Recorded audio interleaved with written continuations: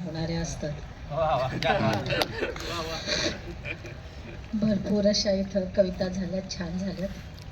मराठी भाषेतल्या झाल्यात. आधी हिंदीतली घेणार होती, पण माझी प्रिय लेवा गणबोली तिच्यातली एक कविता घेते आज. बऱ्याच जणांनी ऐकली असेल. कवितेचं नाव आहे इज्जत. थोडे शब्द कळतील न कळतील मी मराठीत तिला ट्रान्सलेट करून म्हणण्याचा प्रयत्न करेन. इज्जत. बापाबरोबर ती बी शेतामंदी जायची. बापाबरोबर ती बी शेतामंदी जायची. बाप वखरायचा आणि ती निंदायची. कही मही जरूशी काळजीतच असायची. कधी मध्ये थोडीशी काळजीतच असायची.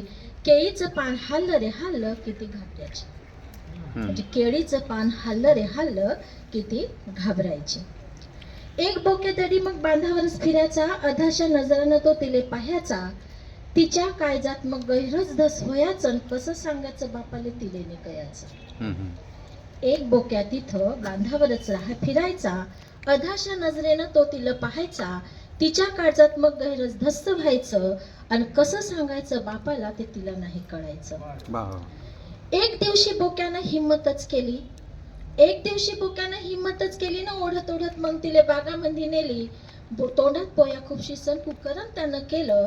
आणि एका मिनिटात तिचं जीवन बर्बाद झालं. एका दिवशी बोक्यानं हिम्मतच केली. ओढत ओढत तिले त्याने बागामध्ये नेली. तोंडात बोया खूपशी सण त्यानं कुकर्म केलं.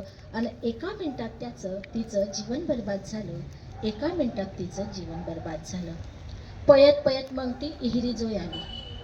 पयत पयत मग ती इहिरीजोय आली. बापाले पाहिसन धाय मोकली सन लढली. बाप काय समजायचं ते समजीसन गेला. आणि त्या नराधमाले मारायले बागाकडे पळाला. पळत पळत मग ती विहिरीजवळ आली. बापाले पाहिसन धाय कोंबडीसन रडली.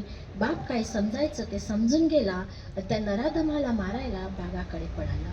त्या नराधमाला मारायला बागाकडे पळाला. कसं करायचं आता तिला समजेना काही. कसं करायचं आता तिला समजेना काही. राही राहीसन डोळ्यासमोर तिच्या इहीर जेई.